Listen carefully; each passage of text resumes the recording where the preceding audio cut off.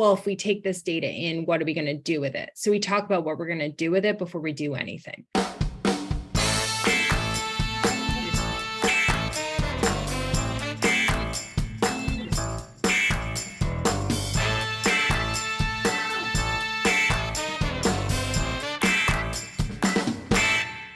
Okay, welcome back to the Marketing Playbook, presented by Details Interactive. Here you'll take away 3 game-winning marketing plays every episode to take back to your team. I'm your host, Mark Friedman, and my career has been focused on direct-to-consumer marketing, direct mail, physical retail, and digital commerce. This is episode number 63, and today's guest is Karilyn Anderson. Karilyn has had an amazing career, an MBA from Tuck Business School, time spent in the finance world just like me, and then successful digital marketing roles at L'Oreal and Bliss in the beauty space. And now she's Group VP Digital Marketing and CRM at SPARC Group. I've worked with her at SPARC during my time at Brooks Brothers and Eddie Bauer, and she's been a great business partner. I know that you'll enjoy the show. Before we get started, a quick thank you as always to Max Brandstetter of the Wow Business Growth Podcast for producing this episode. You can reach him at max@maxpodcasting.com to help bring your podcast to life. Let's open the playbook. Ready, break. Well, hello, everyone. Thank you for joining the Marketing Playbook podcast. Today, I'm joined by Karilyn Anderson. Karilyn is a digital marketing executive with more than 15 years of professional experience in retail marketing and digital. She's currently Group Vice President, Digital Marketing and CRM at SPARC Group, where she's leading a transformation and modernization of the digital commerce and marketing capabilities for iconic American brands, including Aeropostale, Nautica, Lucky Brand, Brooks Brothers, Forever 21, Eddie Bauer, and Reebok. Prior to joining SPARC, she led digital at Bliss, a spa skincare brand, and previously served as the head of global digital marketing at NYX Professional Makeup, a division of L'Oreal. Karilyn, welcome to the show. Thanks for having me, Mark. I'm so excited to be here. The listeners can't see, but Karilyn joined our video here, our Zoom call. She's wearing her Lehigh hat. I'm wearing my Lafayette hat. So let's get started. The way I like to start the show, as I'm sure you've listened to all 62 of the previous shows, Karilyn, is to get a little background, kind of your first story.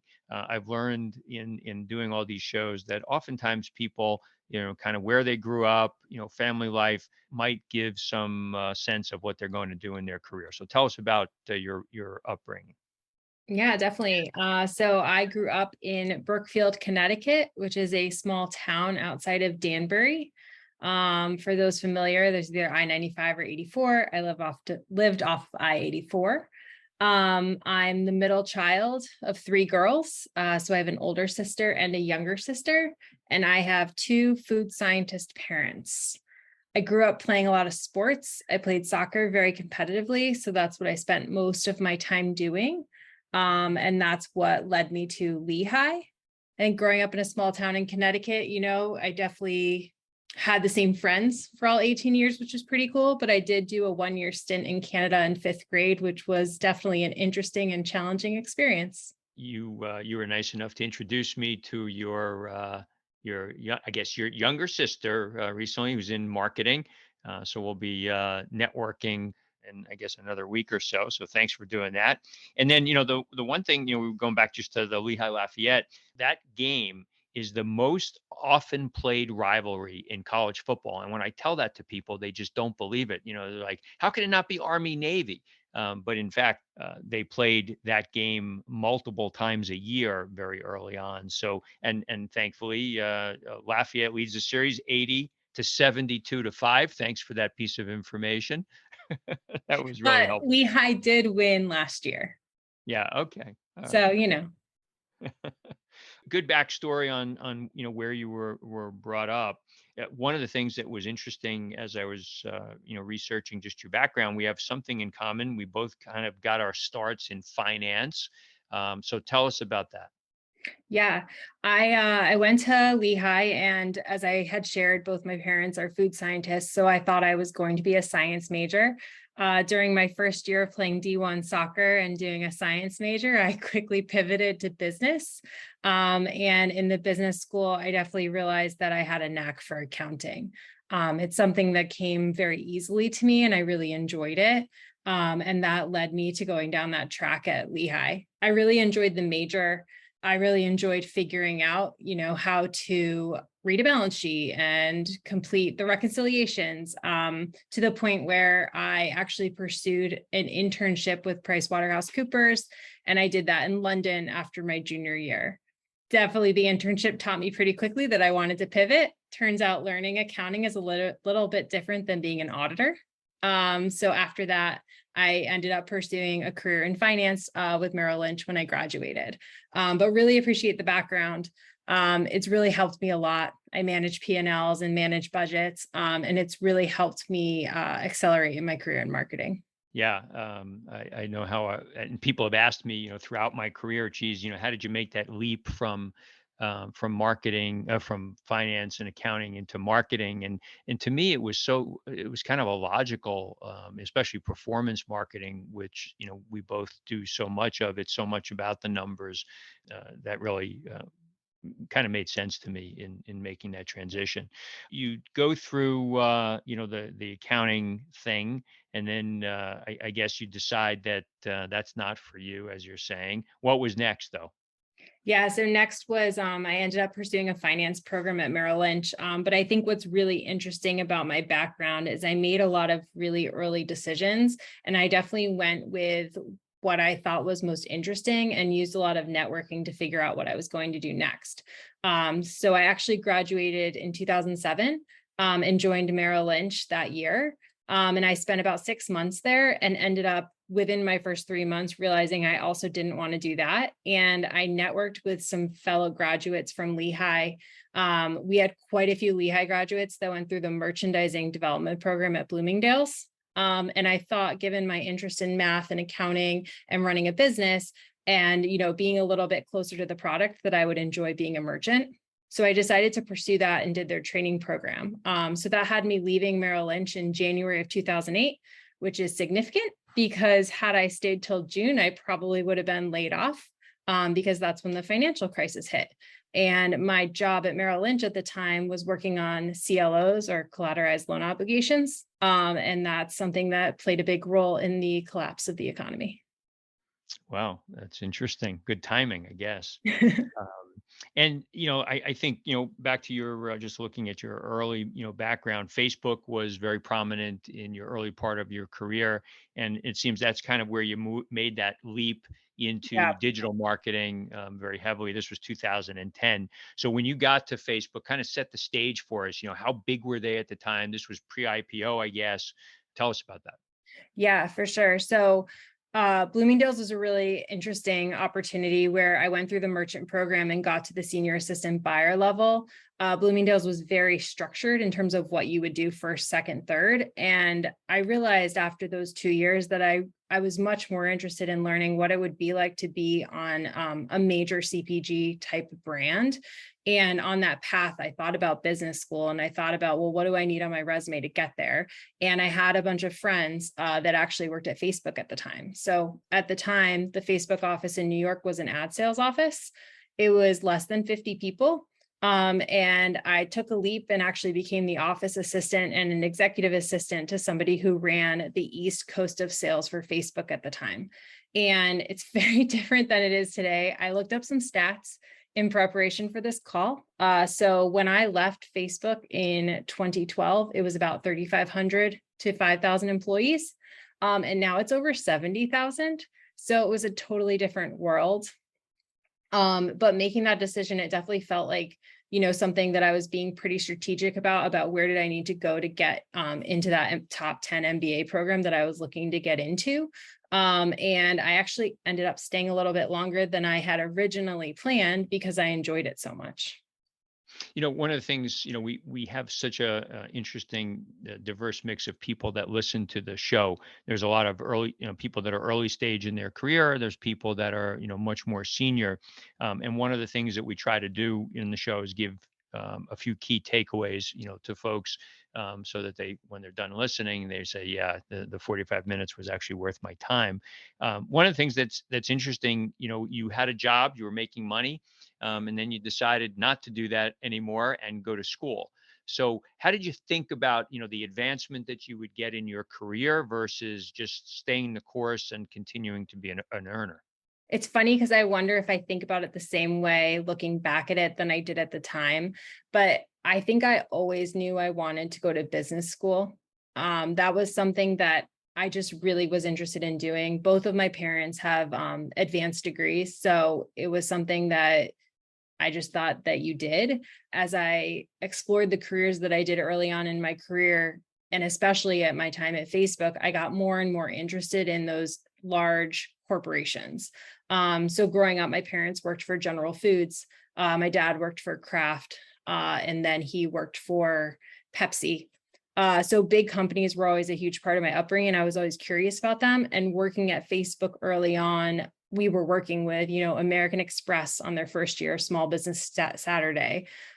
We worked with Starbucks, big companies, and it was just really interesting to see what they were doing and see what was happening because everything was changing so quickly. And I saw a lot of opportunity there. And for me, going to business school would give me that leg in the door because it's not as much like this now. But at the time, having an MBA was a really great way to get into one of those companies. Yeah, that must have been fun at the beginning. So you go to Tuck, you come out of Tuck, and now you've said, "All right, I've foregone 2 years of earning, and I spent all this money at school. Now I got to get a job." So, how did you think about what you wanted to do, and you Yeah. ultimately, I guess, wound up at L'Oreal. Yeah. So another interesting thing about business schools, I didn't decide to be a consultant. Which when I graduated, I realized why people become consultants because getting an MBA was extremely expensive. And going into big corporations like I chose to do on the CPG side of things wasn't instantly lucrative. But I did go to L'Oreal. I had a very short list of companies I was interested in exploring upon graduation. And it's, some of my prerequisites was located in an easy distance of New York City, so I could live in the city, and had some sort of an established training program so that I would have like a plan as to where I'm trying to get in 2 to 5 years. And L'Oreal had that. In terms of deciding to go to L'Oreal, I think what they bring to the table is actually almost a little less structure. They really pride themselves on internal entrepreneurship. So, it's not a typical brand manager role. And because of my background at Facebook, I had a unique opportunity to jump right into digital marketing versus a traditional brand manager role. And it turns out that that was a really great fit for both my interest and my skill set, dealing with CRM and loyalty. So one of the cool things I actually got to do, and this is crazy because Kiehl's has been around since 1851, very old brand, but I, during my internship, had the opportunity to develop Kiehl's first ever loyalty program. So that's interesting. That's, a number of years ago. Loyalty is something that's very prominent today. Every business, seemingly every business, thinks about wanting to have a loyalty program. So if you are sitting there today, how do you decide if your business should have a loyalty program? Yeah, it's a very interesting question because it's something that I actually think about every day right now with the brands that we work on together at SPARC Group. At the time, it was one of those things where we were trying to figure out how to, give our customer a better experience and make sure that they felt that we were paying attention to them and, retaining them and giving them that higher level of, attention. In terms of now, when we're looking at loyalty programs, as we consider, do we launch one with this brand or that brand, or what do we do? I do think it's gotten more complicated. I think, consumers' expectations are really high. There's also some brands out there that have blown it out of the park. And you need to make sure that you can meet those customer expectations. And that's become more challenging, depending on the level of investment and the legacy technology that a company has. But on the same hand, I think it's balancing, when you look at your business, you have new customers and you have existing customers. And I think you need to balance your attention between continuing to bring new customers in the brand, but making sure for everyone that you bring into your brand that you retain them as much as possible, because acquiring a customer is very expensive and losing a customer is very expensive. Yeah, and it's amazing in so many of these businesses, whether it be ones that we're involved with now, or many of the catalog and businesses that became internet businesses.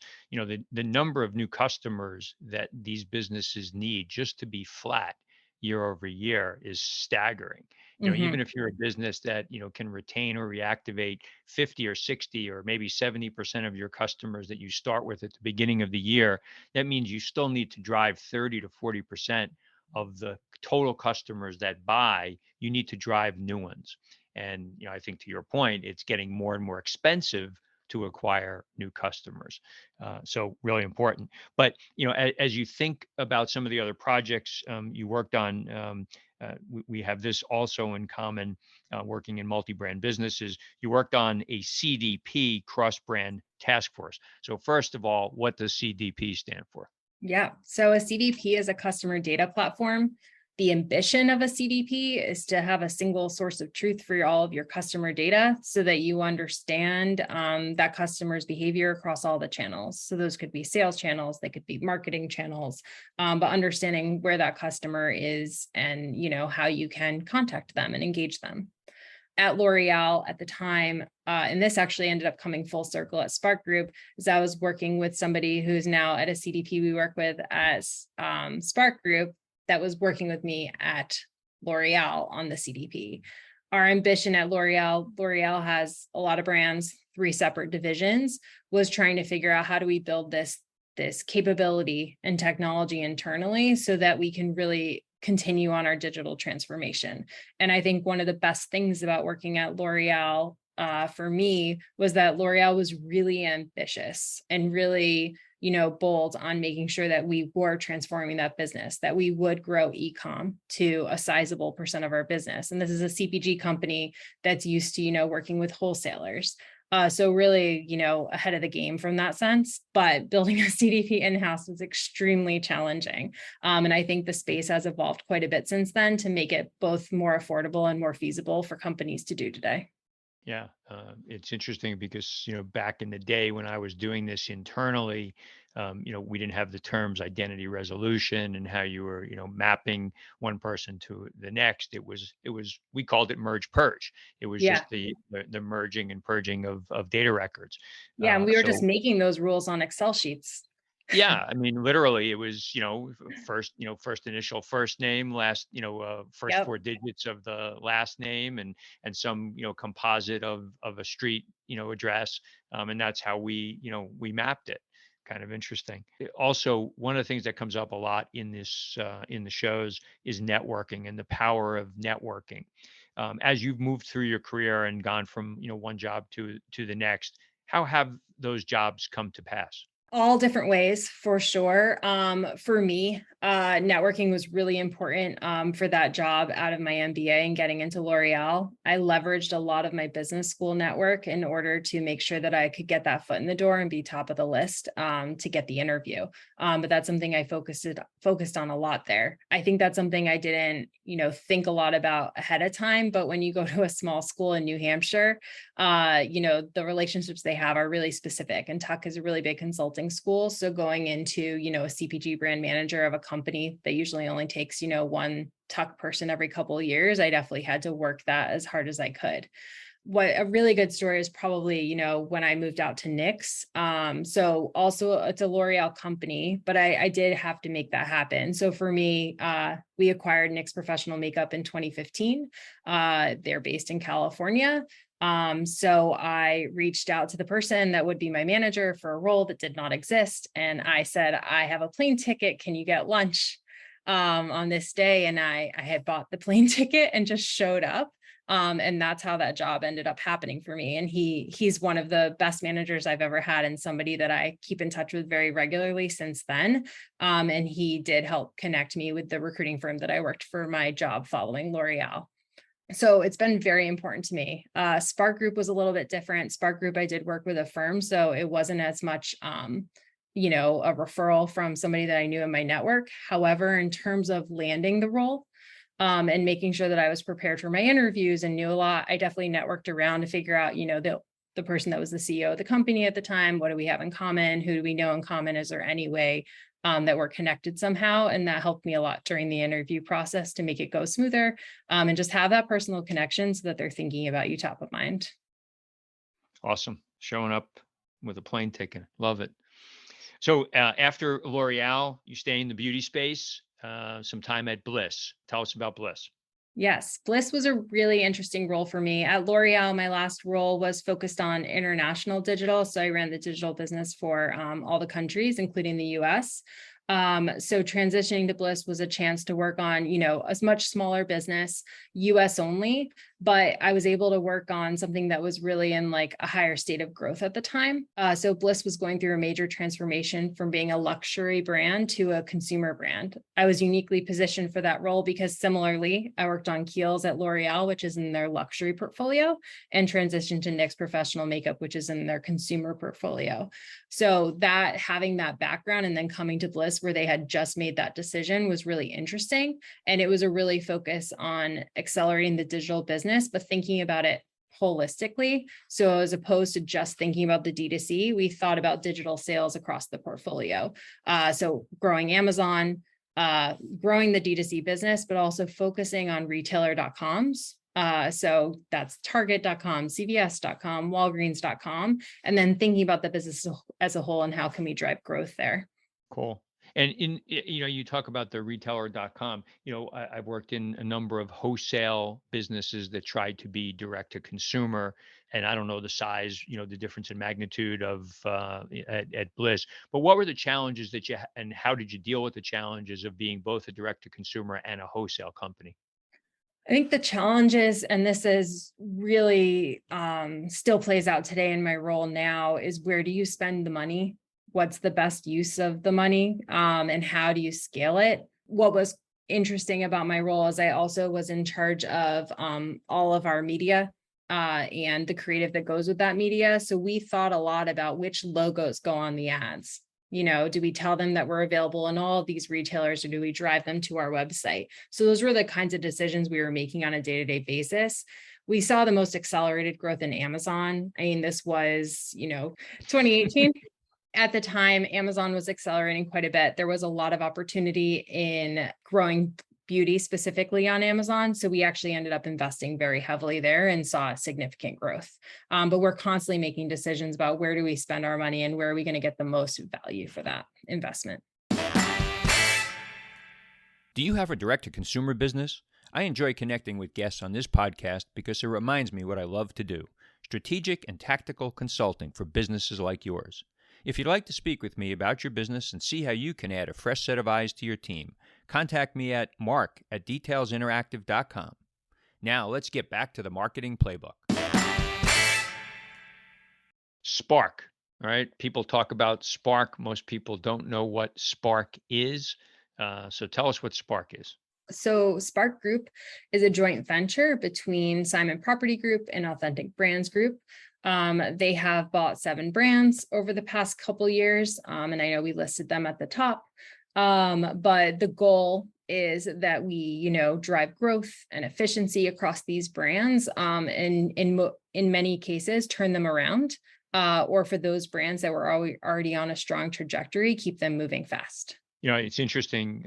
As I mentioned, I've been part of 3 or I guess 4 now, even before SPARC, multi-brand businesses. And, oftentimes, portfolio of brands, sometimes brands are up and sometimes brands are down, getting them all seemingly to be, on the up at the same time is a challenge.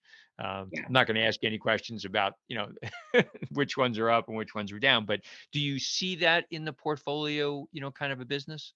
Yeah. And I think it hasn't been long enough to understand the trends of it. I feel like at L'Oreal, we knew this very well, and that's why they have their 3 divisions. So during certain times in the economy, you could expect one division to pull the weight and the other division to have a little breathing room. I don't think we're quite there yet, understanding the complexity of that at SPARC. And that's not exactly how the brands were selected.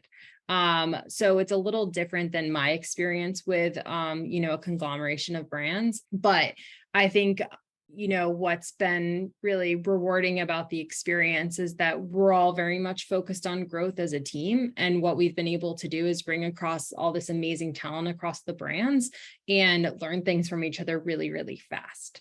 And that's something when these brands were all independent that they didn't have that kind of resource. So it's been something, we've been trying to work on and make sure that they're sharing and that we're able to pull each other along. And your role in the organization is charged with what? So my role as head of CRM and digital marketing is focused on performance marketing. So really driving that e-commerce business and making sure that we're achieving our sales targets across non-paid, paid, and CRM channels.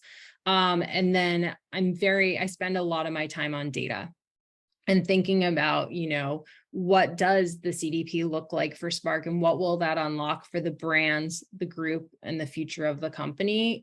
So I spend probably 50% of my time thinking about that. What's fun about that is, we're studying what's going on in the market, seeing what other companies are doing and, making a plan. And it's pretty cool to work on something that doesn't have a defined way of doing something. I would say performance marketing still creative, but a little more structured in the sense that you kind of have, some really tight guardrails. Whereas the other half of my job is a little bit more open-ended. I've always felt that one of the challenges with, you can develop a CDP or a source of truth of your data, and you can know in your head that you want to use that data to be able to activate different customer groups and different segments. But the void between the two, how do you get from the data being the source of truth to actually using it and making it management actionable? How are you thinking about that? I think I'm really lucky in this role that I've played with the CDP concept before coming here. So I've been able to learn a lot from, what didn't work before and think differently. So what I try to do with my team and our partners is really think about, well, if we take this data in, what are we going to do with it? So we talk about what we're going to do with it before we do anything. And that has helped a lot.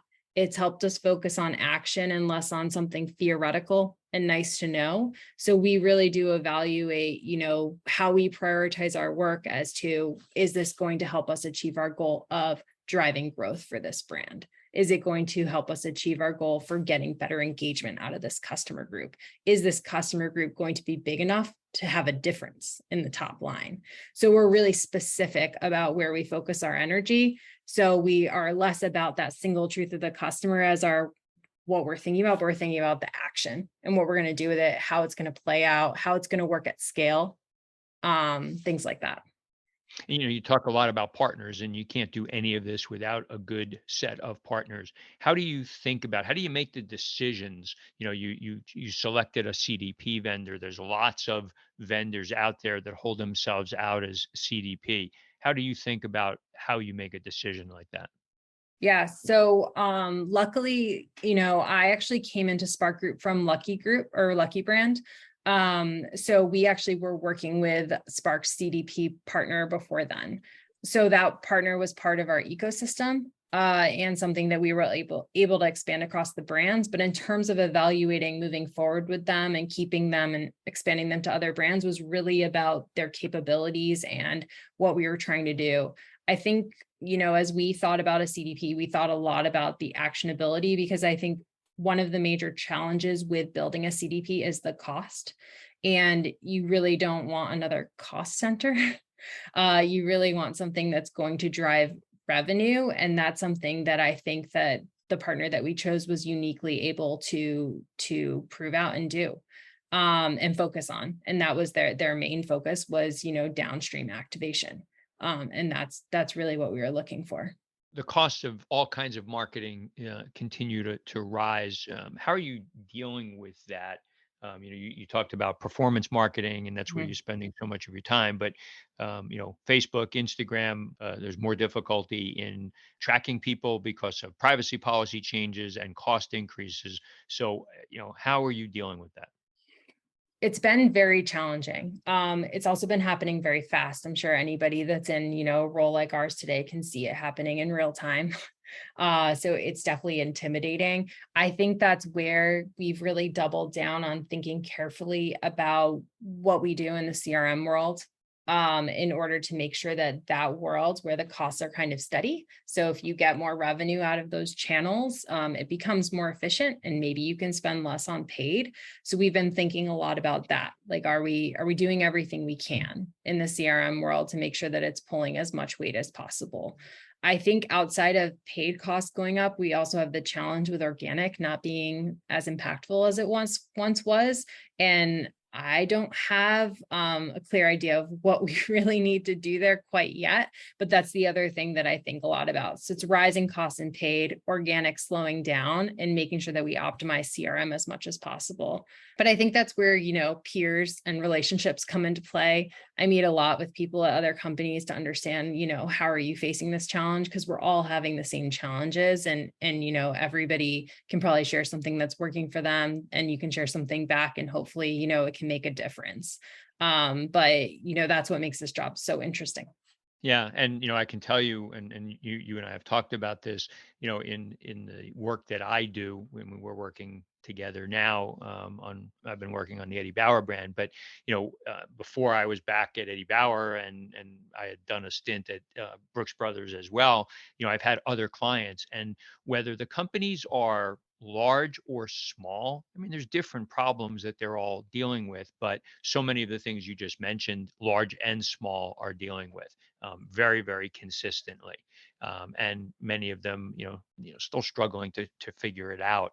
You talk about, costs of marketing and all, but one of the things that's I've heard others talk about, and I've asked this question about shiny object syndrome. Adding tools to websites, adding tools to businesses. What do you suggest people do before they think about adding another tool to their business? Yes, and this is something that we've dealt with a lot. As I've said, we've acquired a lot of brands. We've made some tough decisions on, exiting partners. Exiting partners isn't forever, but I think the first question that we ask ourselves is, are we using it? And then before we buy anything new, how are we going to use it? Is it reasonable? Do we have a team to support this? And does the partner have the team to support the team that we have? I think one thing that we've learned at SPARC is, we are super lean. We have very small teams, so we can only do so much. So the kind of partner that may have worked for any of us at a previous company may not be appropriate for our team at SPARC, because we don't have the bandwidth to work the same way that we did at a previous company. And that's been something that's helped a lot in us being really choiceful about when we add something. It's really that exercise and what's the value it's going to bring. Does it help us achieve our long-term goal? And making sure that it checks those boxes before we, spend time on calls trying to figure it out. It's amazing how many, people, how many businesses, go off and they put a tool in. They plan to launch it over 2 or 3 phases. They launch phase 1. They never go back to phase 2 and 3. They realize that they're paying way more for something that they shouldn't be. And the other part that people forget about is, and you mentioned it, is the team. You get a tool, and just because you have a piece of technology does not mean that it's going to help you. It's not going to run itself. You've got to Right. have, either external resources or somebody internally to be able to leverage it. And that's not something that a lot of businesses remember. Let's go to talent. You mentioned, that you're pretty lean. We're recording this in, the end of August of 2022. The last year, maybe 18 months, have seen a talent market, especially in digital marketing and performance marketing, get really, really competitive. What are you seeing? Yeah, recruiting has been, challenging for sure. We've had more success in some areas than others. I would say the biggest opportunity, like if I were, a college student right now, thinking about what I was going to do, definitely on the engineering side, data analytics, SQL, a lot of opportunity there, endless amounts of jobs, and an area that has been, more difficult for us to find people for. But in terms of, I think this also plays into like retaining talent.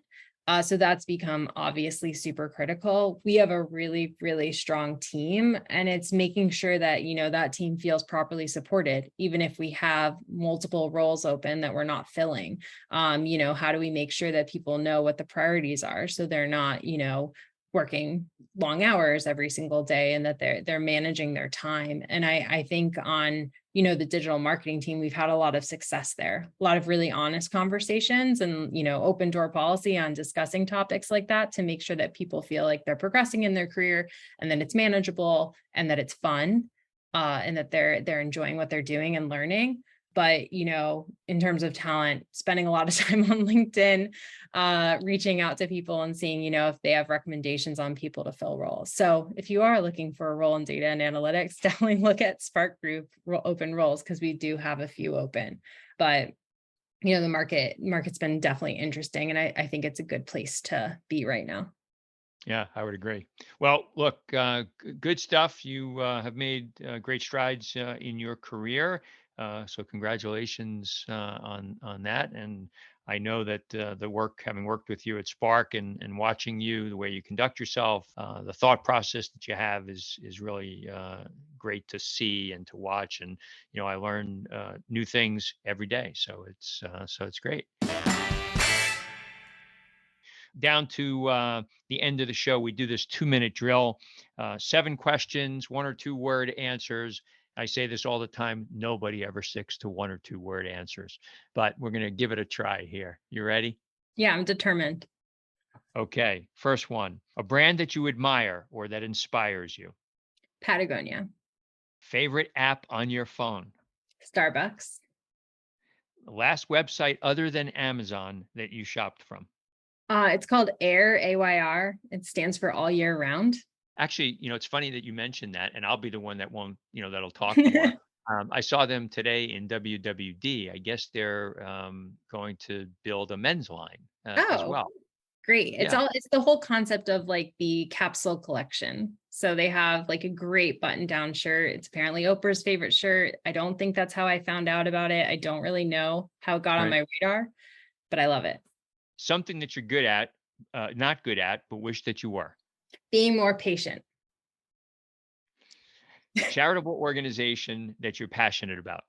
Feeding America. And if you had one superpower, what would it be? Teleport. Teleport. Where you want to go? I just want to be able to be places like quickly. That Living on the goes West with the no Coast. patience. Living on the West Coast and traveling to the East Coast, you lose like a day each way. And I do a lot of traveling, so teleporting would be like really helpful. Other than family, what's your most prized possession? All of my sports gear. And where can people reach out to you on social media if they would like to do that? LinkedIn would be great for that one. Okay. All right, Karilyn, this was great. I'm glad I have an opportunity to Slack with you every day now. I appreciate all that time we spend talking about business. And thanks for doing this show. It was nice to see you. And even though you're wearing the Lehigh hat. Yeah, thank you so much for having me. And I also learn a lot from you every day and enjoy working with you a ton. It's been really helpful. So thank you for everything. My pleasure. That's it. Today's game ball goes to Karilyn Anderson for coming on the Marketing Playbook. To me, today's 3 game-winning marketing plays were as follows. Number 1, acquiring new customers for your business is expensive, so it's crucial to create tactics to retain them. Loyalty programs are one way to retain customers, and seemingly now, most brands offer some form of loyalty. Be thoughtful about your offering. Understand what's important to your customers. It might be that discounts matter, but many brands are seeing that created special experiences for your members are really what drives engagement with the brand. Number 2, as you think about making a change in where you work, if at all possible, find a company that's ambitious and innovative and willing to make the changes needed to achieve the goals that they've set. Of course, you need to find the right culture for you, get the right compensation and benefits, but working for a business that's ambitious will keep you growing and stimulated in your role. And number 3, well, actually 2 takeaways rolled together: networking and change. Karilyn explained how she leveraged her network to grow her career. You've heard that one before. Build a network and leverage it where you can. Also, both Karilyn and I made the leap from finance into marketing. You can change too if you feel like you want to. Don't be afraid to tackle something new, especially if you're still early in your career. Thank you, Playbook marketers, for listening to another episode. If you want to check out more pages of the Marketing Playbook, make sure to subscribe on your favorite podcast spot and leave us a 5-star review on Apple Podcasts. You can also follow us on Twitter at Details Interact and learn more at detailsinteractive.com. Until next time, the devil is in the details.